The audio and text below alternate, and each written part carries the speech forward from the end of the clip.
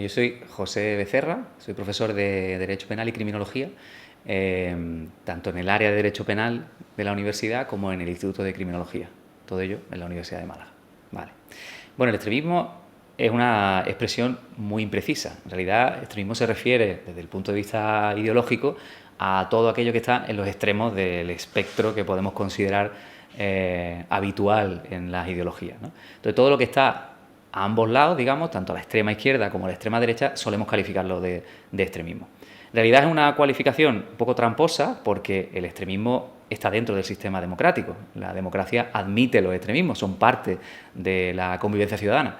Con lo cual, es una forma de intentar descalificarlo cuando en realidad son una alternativa más dentro del mundo de las diferentes ideologías políticas. Bueno, la definición de terrorismo es algo muy controvertido. Ni en el mundo académico ni en el mundo de la política se tiene claro qué es el terrorismo. No existe una definición internacional, por ejemplo. Naciones Unidas no tiene una definición internacional de terrorismo porque el terrorismo tiene un componente político muy alto y muchas veces se intenta hacer política desde la definición propia del terrorismo. Pero en general está admitido que el terrorismo tiene tres características principales. En primer lugar, que tiene un componente político en su actividad, que es lo que lo diferencia de la delincuencia organizada. El tráfico internacional de drogas, por ejemplo, no pretende fines políticos, pretende en general fines meramente económicos. El terrorismo tiene ese fin político.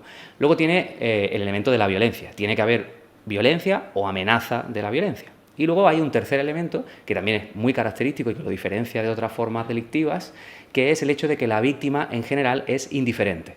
Por ejemplo, en los asesinatos que se producen donde el sujeto asesinado es clave, porque se pretende asesinar a alguien concreto, no estamos normalmente ante un fenómeno terrorista. Para el terrorismo la víctima es indiscriminada. Y lo que se pretende es impactar en víctimas directas, es indiferente quiénes sean, y además impactar en otra población que está detrás de las víctimas y que no es objeto directo del ataque terrorista, pero que es impactada de manera indirecta por ese acto. Son cosas diferentes. El extremismo podríamos decir que es una fase anterior, pero que no desemboca necesariamente en terrorismo. Son dos fenómenos que a veces están relacionados y encadenados, pero que no tienen que estarlo necesariamente. Uno puede ser un extremista toda su vida y nunca cometer un acto violento, sino defender esas ideas extremistas por mecanismos democráticos, ¿no? Cuando llegamos al ámbito del terrorismo es cuando ya estamos de pleno en el ámbito delictivo, porque se ocasionan daños en lo que nosotros llamamos bienes jurídicos, ¿no?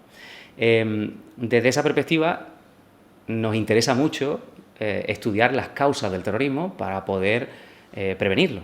Y este estudio es sumamente complicado. El terrorismo es un fenómeno polifacético, no es un fenómeno sencillo, ni un fenómeno que se da de manera simple, ni que se da de manera única. El terrorismo tiene muchísimas formas, muchísimas caras y muchas características porque se da en muy diferentes lugares, en muy distintos contextos. Entonces, desde esa perspectiva es muy difícil identificar causas del terrorismo, porque aunque a todo lo llamamos terrorismo, no tiene nada que ver el fenómeno que se produce cuando es, por ejemplo, un partido de lo que llamamos extrema derecha que incita a la realización de actos violentos de una manera más o menos organizada. Eso se puede calificar como un cierto tipo de terrorismo, que cuando nos vamos al otro lado del espectro ideológico y en el extremo de la izquierda, en ámbitos, por ejemplo, anarquistas, también hay actuaciones que son calificadas de terrorismo, pasando por una gran cantidad de conductas, como el terrorismo yihadista, por ejemplo, que tiene un componente internacional evidente, o el terrorismo que se produce en algunos estados, en el interior de los estados, de una manera mucho más militarizada, como hemos tenido el caso de las FARC en Colombia. Es decir, que son fenómenos muy diferentes que se sustentan en una base social, política, económica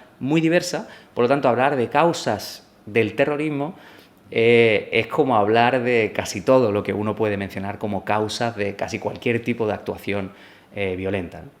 A pesar de eso, hay un abanico de posibles causas que conectan con diferentes fenómenos terroristas.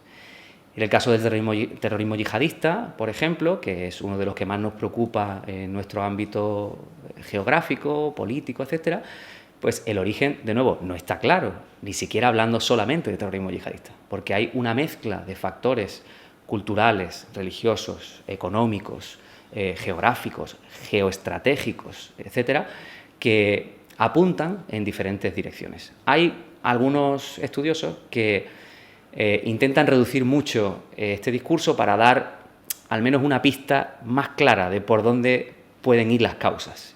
Y algunos dicen que podemos hablar de dos causas, sabiendo que esto es un tema muy complejo, que serían la causa geoestratégica, que tiene que ver con aspectos neocoloniales y cómo se gestionan las relaciones internacionales en determinadas zonas del mundo, como en Oriente Medio, por ejemplo, y luego una segunda causa que tiene un componente de integración cultural y está relacionado pues, con las migraciones de diferentes poblaciones en el ámbito pues, del norte de África, Europa y Oriente Medio, donde hay movimientos de población que generan problemas de integración social y de gestión del fenómeno migratorio tan intenso que se produce en algunos países.